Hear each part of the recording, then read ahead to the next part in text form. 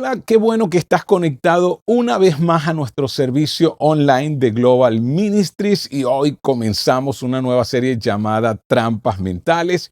Y yo estoy desde la intimidad de mi casa y me imagino que tú estás ahí en la sala de tu casa o en la habitación o quizá estás desde tu automóvil y me siento conectado, así que cualquier petición que ustedes tengan pueden escribir por el chat.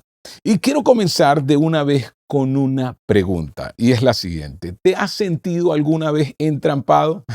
Yo sí, el 13 de octubre del año pasado debía estar en una convención de trabajo en Tucson, Arizona, y en esos meses estaban ocurriendo un montón de disputas legales en los Estados Unidos sobre los temas si los pilotos y el personal de vuelo debían colocarse las vacunas y el gobierno estaba presionando. Y todo este asunto del COVID entonces estaba aplazando un montón de vuelos. El asunto es que yo no me había enterado de eso. Así que me fui bien temprano al aeropuerto y tomé un vuelo hacia Chicago y de allí volaría a Tucson. Llegué temprano al aeropuerto y abordé a las 3 de la tarde. El asunto es que estaba cansado, me quedé dormido y el avión salió del túnel de donde las personas abordan y entró a la pista de aterrizaje, solo que no despegó. Y yo me quedé dormido, me desperté como a la media hora, la gente estaba como protestando y bueno, comencé a escuchar lo que decían y la gente se incomodó, pero los pilotos habían entrado en huelga y la manera de protestar era quedarse en la pista hasta que terminara el vuelo. Así que pasaron 6 horas. 6 horas la gente agarraba sus maletas, tocaba la puerta, le tocaba la puerta a los pilotos. Unos hombres casi que se ponían a pelear y yo estaba diciendo, oye, ¿cómo salgo de aquí? Y cuando te quedas entrampado, a nadie le gusta sentirse de esa manera, ¿no es cierto? Ninguno de nosotros está en el estado de ánimo adecuado. Todos tenemos algo que nos retiene, que nos estorba y que nos impide experimentar lo mejor de Dios para nosotros en momentos cuando no sabemos qué hacer, en momentos cuando no tenemos el control. Así que debemos que entonces, pensar, ¿qué hago en esta situación? Una mentalidad es una manera de pensar o un patrón de pensamiento. En otras palabras, ¿qué piensas recurrentemente cuando experimentas situaciones en las que no tienes el control? Debes tener la mente correcta, porque una vez que la tienes, todo lo demás sigue. Todo va a seguir a tus pensamientos. Nuestros pensamientos pueden crear todos nuestros sentimientos en el aquí y ahora. No es lo que te ocurre entonces, sino los mensajes que te das a ti mismo sobre lo que te ocurre, lo que determina cómo te estás sintiendo. No solo nuestros pensamientos crean nuestros sentimientos, sino que los pensamientos son los que producen derrota y casi siempre son pensamientos fraudulentos y erróneos cuando te sientes derrotado o pensamientos que distorsionan la realidad o que son completamente ilógicos. Para hacer más comprensible esta serie, yo lo voy a llamar estados de ánimo. Pero no olvides, tiene que ver con nuestros patrones de pensamiento. A veces forman un ciclo que puede convertirse en una trampa para nosotros. Para hacer más comprensible esta serie, entonces no lo olvides. Esos son los estados de ánimo. Ahora, ¿cómo saber cuándo una mentalidad se ha convertido en una trampa mental? Cuando tu manera de pensar lo que está haciendo es mantenerte atrapado y que no tiene nada que ver con lo que te está pasando, sino con todos esos pensamientos que te están viniendo a la mente y que te están haciendo sentir de esa manera. Cuando el estado mental se ha convertido en una trampa mental, necesitamos un cambio de mentalidad. En otras palabras, reajustar nuestros pensamientos. Y quiero mencionar al antiguo filósofo griego Epícteto. Él dijo, no nos perturban las cosas, sino la visión que tenemos de ellas. Yo diría, no nos perturba lo que nos pasa, sino la percepción que tenemos acerca de lo que nos pasa. Lo importante no es lo que me pasa, sino qué hago con lo que me pasa, qué interpretación le doy a lo que me está pasando. Y Helen Keller, una mujer que nació sorda y ciega. Dijo sobre este tipo de pensamiento de Epícteto: la autocompasión es nuestro peor enemigo. Si cedemos a ella, nunca podremos hacer nada sabio en este mundo.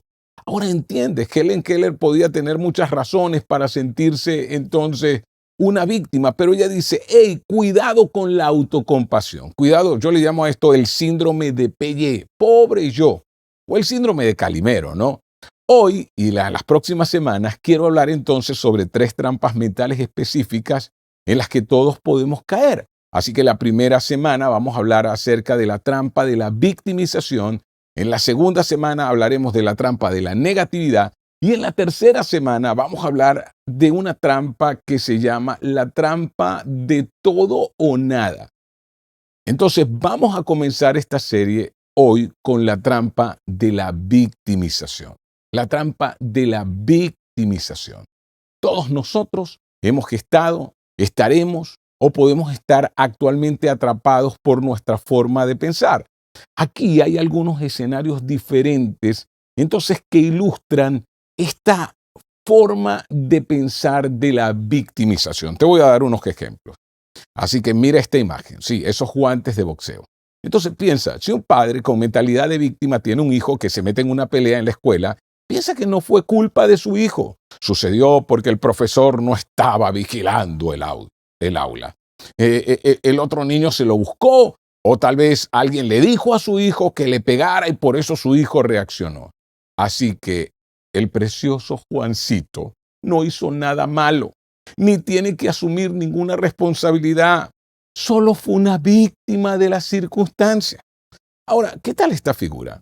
Ese maletín ejecutivo.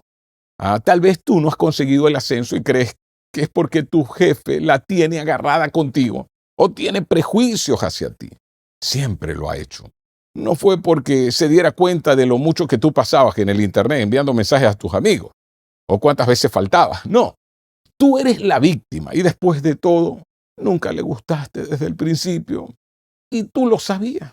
Y ahora solo estás viviendo entonces las consecuencias. Ahora, ¿qué tal esta imagen? Esa motocicleta. Mira, si tú tuviste un accidente el año pasado, no fue porque te distrajiste con tu teléfono. Fue porque el tipo de al lado no estaba prestando atención cuando estabas derrapándote o moviéndote al siguiente carril. Tú eres la víctima. Tú no eres culpable. Ahora, ¿qué tal esta? Tal vez tu mejor amiga llamó y dijo que no podía cenar contigo porque tenía que estudiar. Siempre hace eso y no aparece. Se lo enseñarás.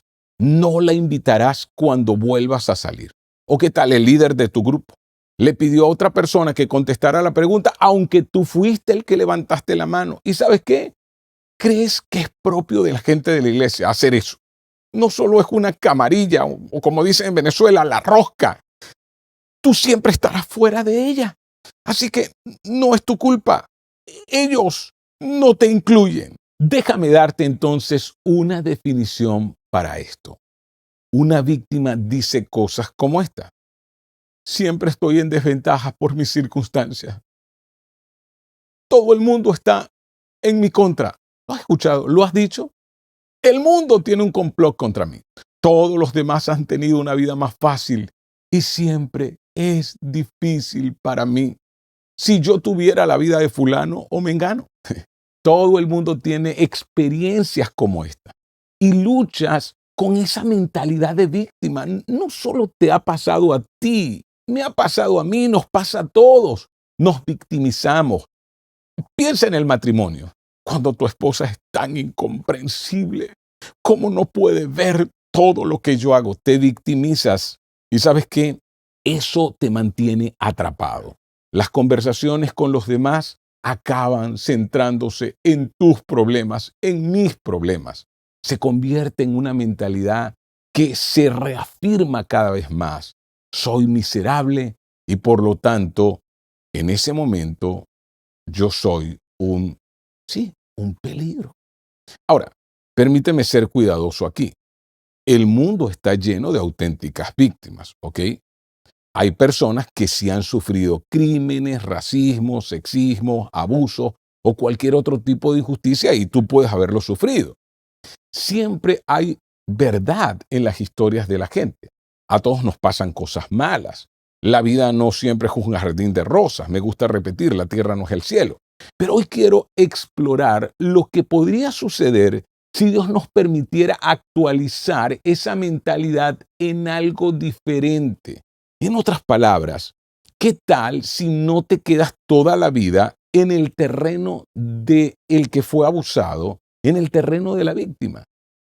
En esa posición, una vez que protestaste, que denunciaste, que alzaste tu voz, ¿no te parece que deberías ir a un siguiente nivel y no toda la vida quedándote en ese desierto, dándole vueltas y vueltas? Mira, es hora, como el pueblo de Israel que salió de Egipto después de 400 años de esclavitud, luego entonces había un viaje que les tomaba 13 días llegar desde Egipto hasta la tierra prometida, que era la tierra de Canaán, que Dios se la había prometido dar. ¿Y sabes cuánto duraron en el desierto? No 13 días, 40 años. 40 años dándole vuelta. ¿Por qué? Porque aunque salieron de Egipto, que era simbolismo de esclavitud, su mentalidad permaneció igual. Y sabes que eso puede ocurrirte a ti, aunque ya saliste de ese tiempo de abuso, de ese tiempo de sexismo, de ese tiempo de prejuicios contra ti, sigues dando vueltas, protestando y te quedas allí, te quedas allí. Incluso si has experimentado un trauma o un abuso, ¿considerarías pensar en ti mismo más que como una víctima, como un superviviente, como un hombre o una mujer resiliente, en lugar de como una víctima? Ahora, ¿cuáles son los orígenes de la mentalidad de víctima? Nuestras personalidades y temperamentos tienen mucho que ver con esto. Una persona melancólica se va a victimizar más que una persona probablemente sanguíneo o colérico. Pero todos, recuerda, todos, no importa el temperamento, somos propensos a esto. Pero los orígenes suelen ser tan diversos como los granos de arena del océano. Nuestra familia de origen, por ejemplo, también tiene mucho que ver. Así que cuando hablamos acerca de quiénes fueron nuestros abuelos, bisabuelos, tatarabuelos, entonces se crea un patrón familiar, un patrón familiar. Y yo pienso en mi abuela. Ella fue huérfana a los 5 años, se murió su papá y su mamá entró en una depresión tan profunda que por lo que ella me contó, era casi que rayaba en la locura. Dice que ella era la menor y dice que sus hermanos salían a trabajar. En aquel tiempo no había muchas escuelas, se estudiaba muy poco. Así que ellos, imagínense, papá había muerto, tenían que salir a sembrar, era en un campo y ella era la menor y mi abuela entonces la agarraba a ella y salía a caminar y caminaba por esos caminos en el campo hasta que se hacía la noche y decidía regresar. ¿Sabes? No se llevaba comida. Y mi abuela en esa caminar pasaba hambre, sed. Y dice que una vez venía por una carretera y había una marca de un caucho, ¿no? De una llanta que había hecho un hueco y había como agua ahí. Y ella dice que tenía tanta sed que ella fue a tomar agua y cuando se dio cuenta lo que estaba tomando era orine de vaca. Escúchame, imagínense todo lo que ella sufrió y vivió. Luego su mamá muere al año siguiente, cuando ella tiene 6 años. Separan a todos sus hermanos y mi abuela fue a parar a la casa de una persona que la iba a cuidar. Allí entonces el hombre que estaba allí intentó abusar sexualmente de ella. Ella salió, entonces en la noche dijo, yo me voy de aquí y salió caminando desde el pueblo donde vivía, que se llamaba Guama, hasta otro pueblo que se llamaba San Felipe y comenzó a tocar puertas. Y una familia la reconoció y le dijo, ven, quédate con nosotros. Y ella fue la señora de servicio de esa casa desde que tenía 13 años hasta que, imagínate, se casó con mi abuelo. Así que cuando yo le contaba a mi abuela todos mis sueños, mis anhelos, mis aspiraciones, que cuando yo fuera grande, a mí me encantaba ser locutor, así que me encantaba escuchar a los locutores. Yo le decía, abuela, cuando yo sea grande yo voy a ser locutor. Y ella me miraba. No me decía, qué bueno. Ella me miraba y me decía, a mundo, hijo. Yo le decía, abuela, cuando yo sea grande, yo voy a comprar un carro grande, voy a tener una familia grande. Y ella me miraba y me decía, a mundo, hijo. ¿Saben qué existía detrás de esas palabras? No aspires mucho, porque te vas a morir decepcionado. ¿Por qué? Porque el recuerdo de su pasado la persiguió y escúchame, eso puede crear un patrón familiar. Los padres pueden volverse, por ejemplo, más amables cuando el niño se siente mal. Y quizá el guión para el niño sea, hey, cuando yo muestro mi sufrimiento, entonces ellos me quieren más. Así que el niño se muestra como una víctima porque recibe más atención y amor. No obstante, tiene que haber algo que podamos hacer. No podemos seguirnos quedando estancados en nuestra antigua manera de vivir. Y me gusta lo que dice Pablo, quien fue un perseguidor de la iglesia y luego entonces se convierte al cristianismo y escribe cartas para la iglesia y hoy nosotros las usamos para guiarnos. Él dice, cambia tu manera de pensar y cambiará tu manera de vivir. Así que quiero compartir con ustedes una historia inspiradora del Antiguo Testamento sobre alguien que tenía todo el derecho a sentirse como una víctima y sin embargo eligió elevarse. Y muchos de ellos conocen su nombre. Su nombre es José. No José, el esposo de María. No, estoy hablando de una historia que ocurrió 1800 años antes de que apareciera José. Se llama José, el hijo de Jacob. Y si alguien pudo sentirse como una víctima, José ciertamente pudo hacerlo, pero cuando veas todo lo que le ocurrió, verás que en realidad era una víctima. Sin embargo, no se quedó como víctima, sino que fue más allá a ser un resiliente y fue capaz de superarlo y cambiar de opinión sobre lo que le había sucedido. Y escúchame, José era hijo de Jacob y de una mujer llamada Raquel. Ahora tienes que entender el contexto. En aquel tiempo los hombres tenían varias mujeres. El pueblo de Israel no debía haber hecho eso, pero ellos no tenían la ley. Moisés no había escrito todavía la ley. Así que Raquel era la hermana de una mujer llamada Lea y ambas tenían dos siervas. Así que Jacob se casó con ambas hermanas y también ellas trajeron sus siervas para que le dieran hijos porque la idea era tener muchos hijos. Pero a la que él amaba era realmente a Raquel, era de la que estaba enamorado.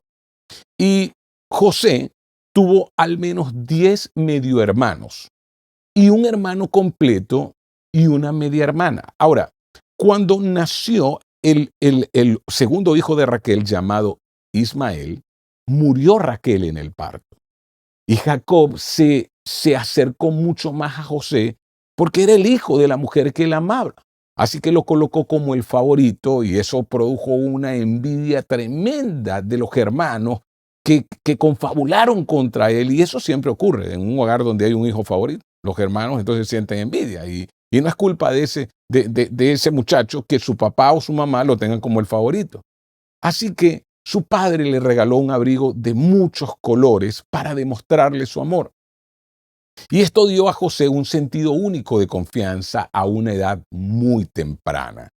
Les hablaba a sus hermanos de ello y de los sueños especiales que él tenía acerca del que él se iba a convertir en una persona muy importante y en muchos de sus sueños los hermanos aparecían como inclinándose delante de él y así que los hermanos, y José, yo digo, bueno, ahí a José le faltaba madurez, porque ¿cómo le vas a contar tú a la gente que te envidia las cosas buenas que te van a ocurrir?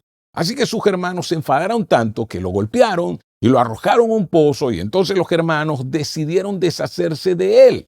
Pero su hermano mayor dijo, no, no pueden hacer eso. Hey, vamos a meterlo en un pozo y veamos qué hacemos. Y él pensaba rescatarlo en la noche. Pero antes de que él llegara, pasó una caravana de un pueblo llamado Madianitas, que eran esclavizantes en aquella época, y los hermanos aprovecharon y vendieron a José a estos madianitas que los llevarían a Egipto. Y cuando llegaron a casa de su papá, llegaron con ese abrigo de muchos colores y le mataron un animal, le echaron sangre y le dijeron, mira, esto lo conseguimos. Quizás José fue comido por un animal salvaje y su papá se llenó de tanta tristeza. El punto es que José fue vendido como esclavo en Egipto y él pensaba que un día se liberaría de todo eso. Entonces, la primera etapa es vendido como esclavo. Piensa en todos los mensajes que José pudo haberse dicho a sí mismo sobre lo que acababa de suceder. ¿Cómo mis hermanos, mis propios hermanos me hacen eso? Ahora soy un esclavo.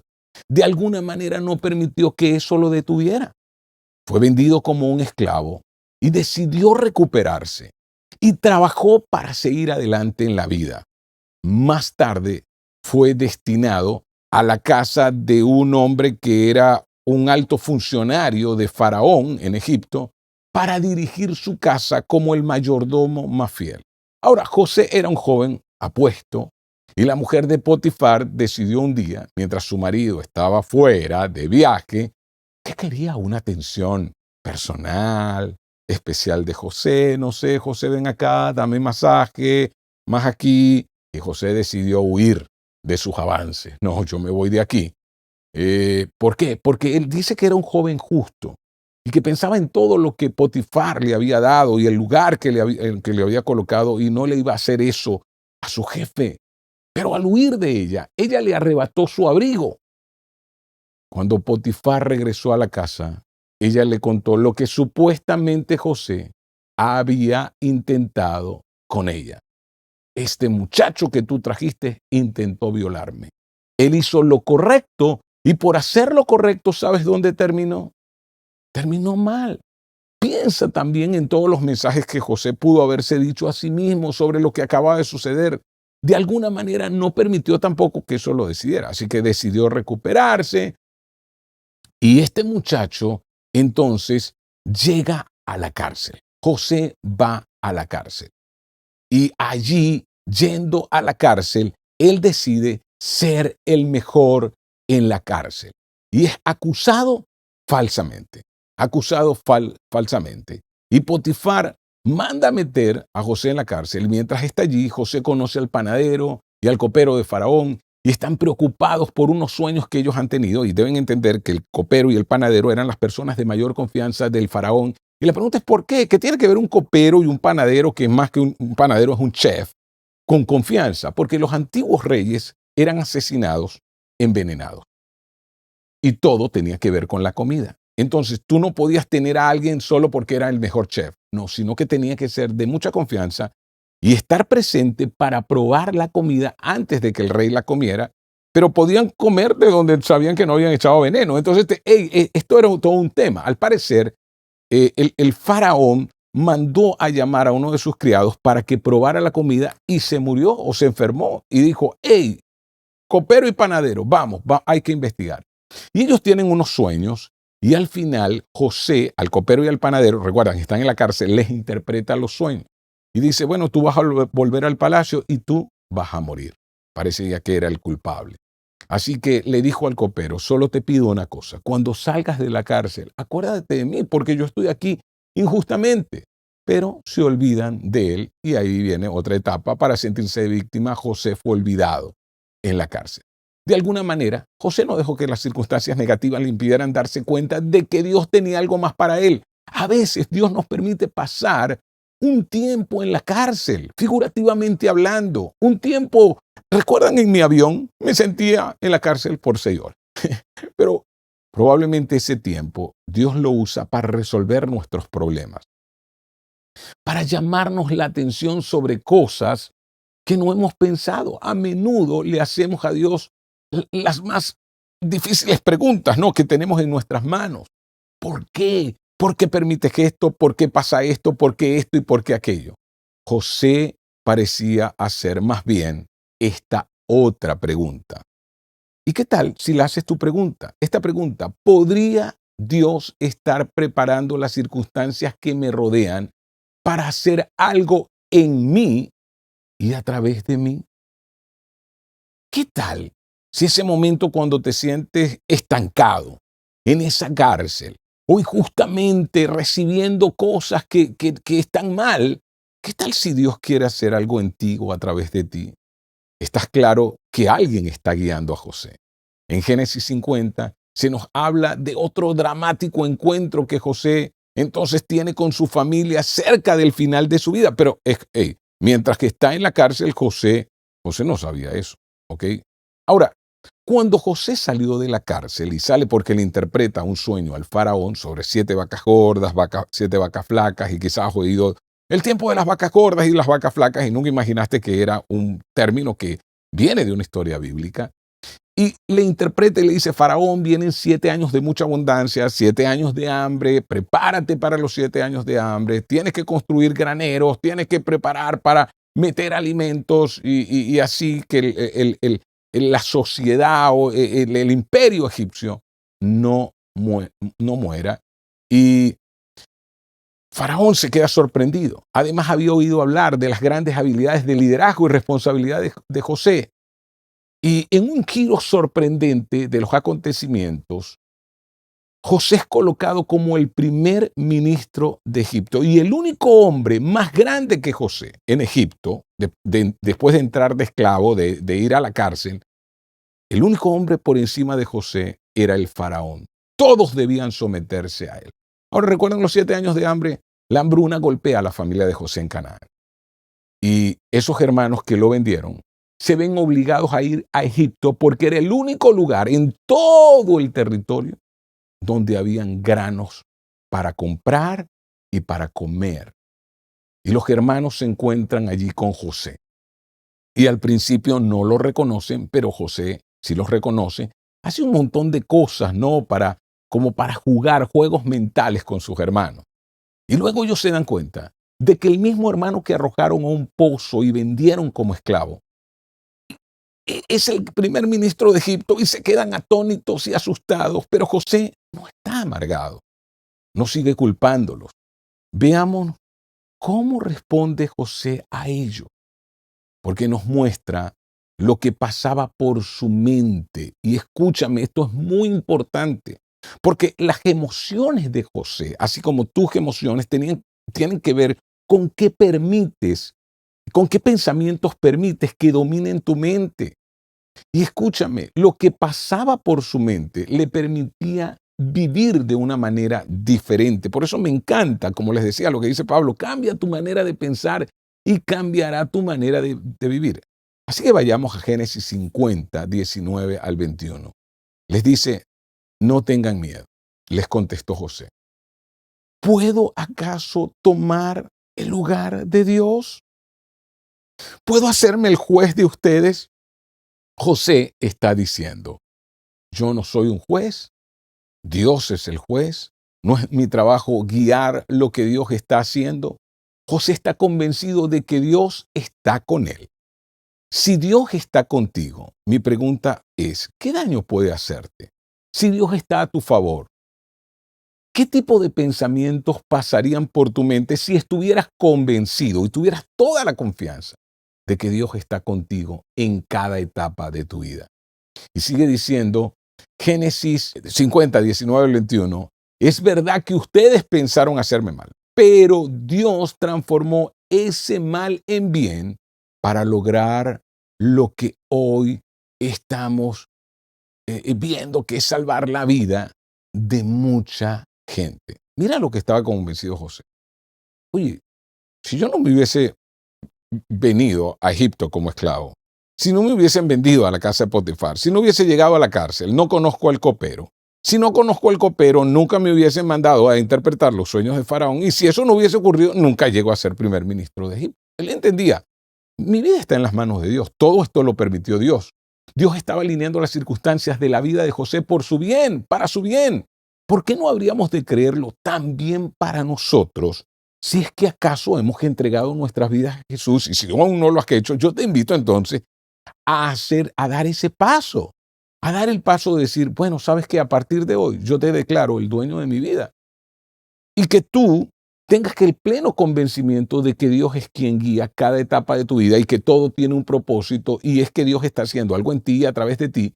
Y si miramos nuestras circunstancias de manera diferente, en lugar de estar amargados, frustrados y enojados, victimizarnos, ¿sabes qué? Nos convertimos en resilientes. Nos convertimos en gente que sobrevive a una experiencia y que ahora puede aprender de ella y puede ir a otro nivel. Y salimos de ese desierto. ¿Qué pasaría si viéramos entonces las circunstancias de manera diferente? Mira esta pregunta: ¿podría Dios estar preparando las circunstancias que te rodean para hacer algo en ti, a través de ti? ¿Podría Dios estar haciendo eso? Mira lo que dice José al lado de su familia. Así que, en otras palabras, he concluido en esto: no tengan miedo. Yo cuidaré de ustedes y de sus hijos, porque si Dios me puso como primer ministro de Egipto, no fue para salvar la vida al pueblo de Egipto. Porque mi abuelo Abraham me dijo que nosotros somos el pueblo prometido y el pueblo prometido no puede morir de hambre. Así con el corazón en la mano, relata Génesis, José los reconfortó. José estaba tomando el control de la situación.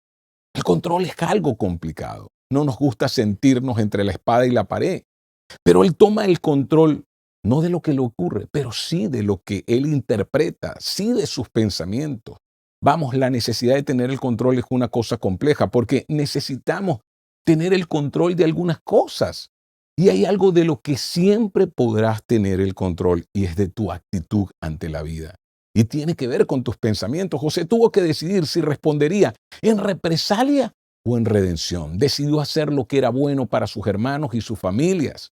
Sí, en lugar de solo determinar lo que no podemos controlar para salir de la trampa de la víctima, tenemos que decidir lo que podemos controlar y hacer justamente eso. Puedes controlar lo que piensas, puedes darle otra interpretación a lo que te pasa, puedes confiar en Dios. Entonces quiero darte un plan de juego simple para superar esta mentalidad que nos entrampa, la mentalidad de víctima. Lo primero es, identifica tus propios pensamientos de víctima. Si reconoces, empezarías a ser consciente de esos pensamientos. Y la próxima semana hablaré del loco 8, del juego del 8, del loco 8, y vas a entender mucho de esto porque un área es la victimización. Una vez que tú te entrenas para empezar a verlo más a menudo, entonces tus ojos se abren. Quiero pedirte, por favor, sé consciente cuando estés en ese síndrome de Pelle, pobre yo, en ese síndrome de Calimero, en ese síndrome de autocomiseración, sé consciente, no, me estoy victimizando y esto me estanca. Sé consciente, lo segundo, de los falsos beneficios de tu mentalidad de víctima, porque ciertamente la mentalidad de víctima nos permite evitar tener que asumir la responsabilidad de algo, porque yo no soy culpable. Por ejemplo, te beneficias en que los demás te colmen de atenciones, de que los demás se compadezcan de ti. Es menos probable que otras personas nos critiquen cuando nosotros somos la víctima, porque cuando empiezan a criticarnos dicen, no, pero es verdad. Claro, es más probable que consigamos lo que queremos, porque yo perdí esto o aquello. Nos sentimos interesantes, porque podemos contar a la gente todas nuestras historias y todo lo malo que nos ocurrió. Y sabes que nunca nos aburrimos porque hay mucho drama en marcha cuando baja el pasado a tu mentalidad de víctima. Pero escúchame, ¿qué tal si comienzas a pensar que no hay tantos beneficios en eso, que eso solo te está estancando y no te está permitiendo ir al próximo nivel? Y lo tercero, sustitúyelos por algo más útil. Sustituye los pensamientos, reemplázalos. Escúchame, a decir verdad, tú puedes quitar la semilla que plantaste de pensamiento y sembrar una semilla diferente para tener mejores frutos. Siempre le pregunto a la gente, ¿te gustan los frutos que estás recibiendo de la vida? Cambia la semilla. Cambia la semilla y desarraiga aquella que un día sembraste. Alguien en el mundo lo tiene peor que tú, esa es la verdad. ¿Y sabes qué? Puede que esté haciendo más con ello. Puede que aunque le ocurrieron peores cosas, esa persona está haciendo más con ello. Y escúchame, si algo ocurrió en tu pasado que tú sientes que te estancó, que tú sientes que te golpeó, levántate. ¿Cuál es la oportunidad oculta detrás de esa situación que te ocurrió? Pregúntate por qué puedes estar agradecido, por ejemplo. En otras palabras, los resilientes ven lo malo que les ocurre, pero pueden decir, gracias a Dios que no me ocurrió algo peor. Tal vez sea encontrar algo que puedas hacer ahora mismo con eso. Haz algo por otra persona. ¿Quién mejor que alguien que salió de las drogas para ayudar a alguien que está en las drogas? Una mujer que perdió a su hijo para ayudar a otra que lo acaba de perder. ¿Quién mejor que una persona que pasó por una experiencia de divorcio para ayudar a otro que le está pasando? Entonces, elige creer que Dios está preparando las circunstancias para hacer algo en ti y a través de ti. Esa elección la tienes en tus manos. Así que cualquier crisis es solo una preparación para el avance de Dios. Dios está escribiendo la historia y te quiere hacer a ti parte de su historia. Si vamos a salir de la mentalidad de víctima, tenemos que hablar de Jesús. Sí, sin Jesús, nada de esto es posible. Abraza a Jesús. Incluso con todo el poder del mundo, se limitó con su humanidad cuando se hizo hombre. Fue acusado falsamente de cosas que nunca había hecho y aún así fue a la cruz. Sí, Jesús se convirtió en la víctima, en el Cordero de Dios que iba a quitar el pecado de toda la humanidad para que nosotros pudiéramos experimentar la victoria. Y el apóstol Pablo lo escribió muy bien. Él dijo esto en Filipenses 2, 5 al 11. Tengan la misma actitud que tuvo Cristo Jesús. Aunque era Dios, no consideró que el ser igual a Dios fuera algo a lo cual aferrarse. Además de eso, sigue diciendo que Él se despojó de sí mismo. Dice, en cambio, renunció a sus privilegios divinos, y adoptó la humilde posición, no simplemente de ser humano, sino de convertirse en un esclavo. Y nació como un ser humano. Jesús se convirtió en la víctima. Y luego dice, cuando apareció en forma de hombre, se humilló a sí mismo en obediencia a Dios y murió en una cruz como morían los criminales. Por lo tanto, Dios lo elevó al lugar de máximo honor y le dio un nombre que está sobre todo, por encima de todo nombre, de todos los demás nombres. Escúchame. Fíjate en todo lo que asumió Jesús para que pudiéramos experimentar la victoria. Él se convirtió en la víctima y también en el reivindicador al mismo tiempo. Y lo hizo por ti. ¿Elegirías vivir en la victoria que ya Él compró para ti y no en la victimización? La libertad, que es mucho mejor que estar atrapado. Jesús nos proporcionó el camino para salir. Deja que Dios sea tu reivindicador por medio de Jesucristo. Deja que sea tu defensor. Si Él está en ti, ¿acaso no puede cambiarte? ¿Acaso no puede hacer algo con esta situación difícil que estás pasando? Si Él está en ti, tus pensamientos podrían cambiar. En lugar de sentirte como una víctima, elige creer que Dios está haciendo algo en ti y a través de ti. Aun cuando no entiendes el final, lo está haciendo por tu bien y lo está haciendo para avanzar la gloria de Dios. Ahora, ¿por qué le da ese nombre? Para que ante el nombre de Jesús se doble toda rodilla en el cielo y en la tierra y debajo de la tierra. Y toda lengua confiese que Jesucristo es el Señor, para la gloria de Dios Padre. Y todo lo que Dios está haciendo, lo está haciendo para llevarnos al final, la victoria de Jesús y de su pueblo. Y cuando tú entiendes, soy parte de ese pueblo, entonces caminarás con una mentalidad diferente porque ya no eres víctima. Fíjate en todo lo que asumió Jesús para que pudiéramos experimentar la victoria. Él se convirtió en la víctima, no lo olvides, y también en el que te levanta al mismo tiempo, en el que te hace un resiliente al mismo tiempo. ¿Elegirías vivir esa victoria? Vamos, la libertad es mucho mejor que estar en la posición de victimización. Si Él está en ti, entonces no olvides, Él puede cambiarme, puede cambiar mis circunstancias y ya cualquier situación difícil que me pasa, puedo decir como el apóstol Pablo, Dios va a disponer todas las cosas para el bien de aquellos que le aman. Y tú y yo te amo, Señor. Así que este asunto, aunque no lo entiendo, va a ser para mi bien. Y puedes recordar la vida de José. ¿Me permites orar por ti?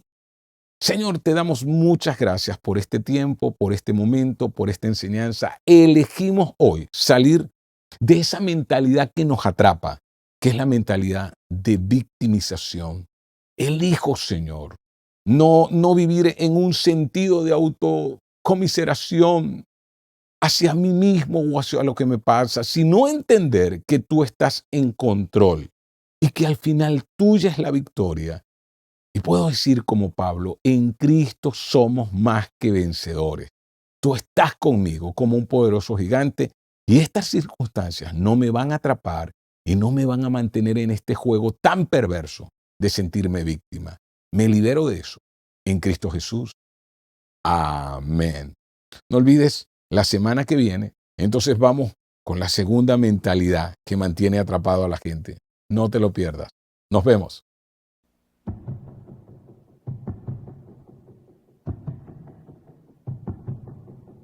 Muéstrame tu